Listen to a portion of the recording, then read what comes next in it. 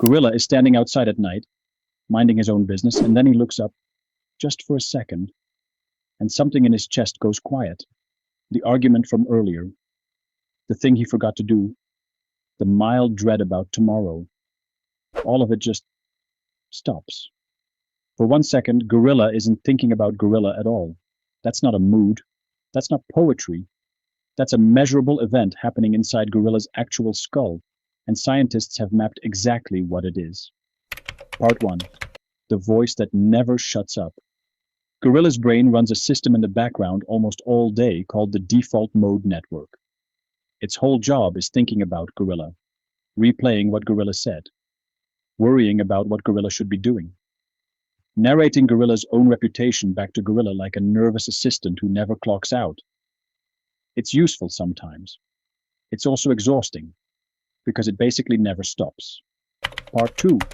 What happens the second Gorilla looks up?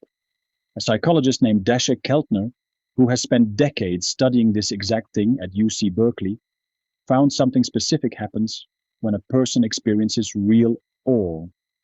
Looking at the Milky Way, standing under a massive tree, staring at something too big to fully process. That background narrator, the default mode network, goes quiet. Not metaphorically. Brain scans show it. The part of Gorilla's brain that never stops talking about Gorilla actually dims down. Part 3. Feeling small is the whole point. This is the part that sounds backwards until it isn't. Feeling small under a sky full of stars sounds like it should feel bad. Instead, people describe it as one of the most relieving feelings available to a brain. Because if the self gets quiet, so does everything the self was stressing about. Gorilla's problems don't disappear. They just stop being the only thing in the room for a second. Researchers call this the small self effect. Stand a gorilla in front of a redwood tree older than most civilizations, and Gorilla's ego briefly steps out of the spotlight. Gorilla stops being the main character for a minute. And weirdly, that's the relief. Part 4. The body joins in too. This isn't just a brain thing. Awe hits the vagus nerve, a long nerve running from Gorilla's brainstem down through his chest, which controls the rest and digest side of the nervous system, the calm opposite of fight or flight. When Gorilla feels genuine awe, heart rate slows down, breathing deepens, and sometimes Gorilla gets actual goosebumps. Scientists have a real term for that. Piloerection, which sounds like a spell from a wizard school, but it's just goosebumps with a lab coat on. Part 5. Awe is basically free medicine. Here's where it gets genuinely wild.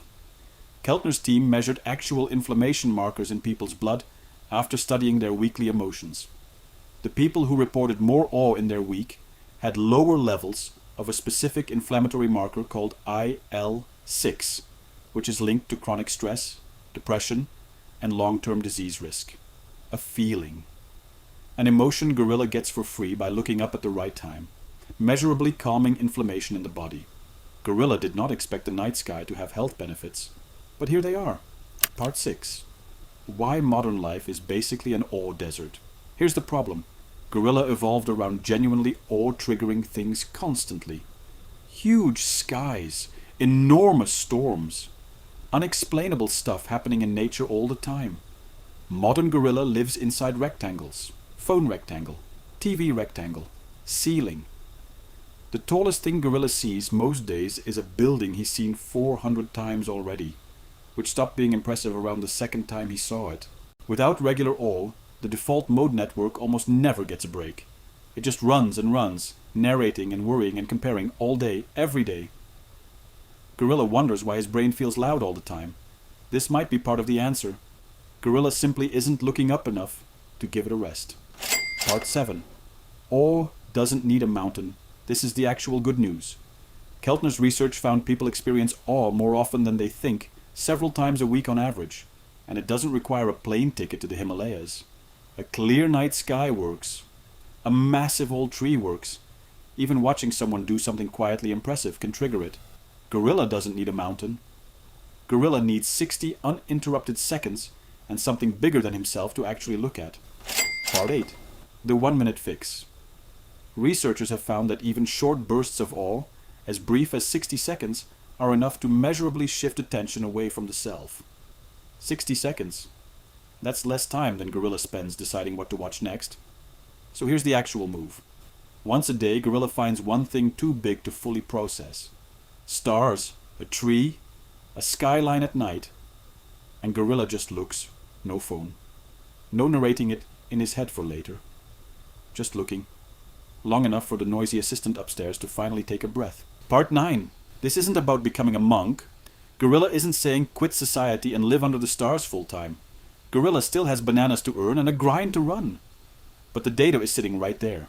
A free 60-second action available basically every clear night that quiets the most exhausting part of Gorilla's brain and calms actual inflammation in his body. Gorilla has paid for supplements that promised less than that. So tonight, if the sky's clear, Gorilla's going to go stand outside for 1 minute and do absolutely nothing except look up. Not to be productive, not to optimize anything, just to let the part of his brain that never stops talking about him finally shut up for 60 seconds. The Gorilla says thanks. Like this video? Toss him a subscribe. It keeps the bananas coming.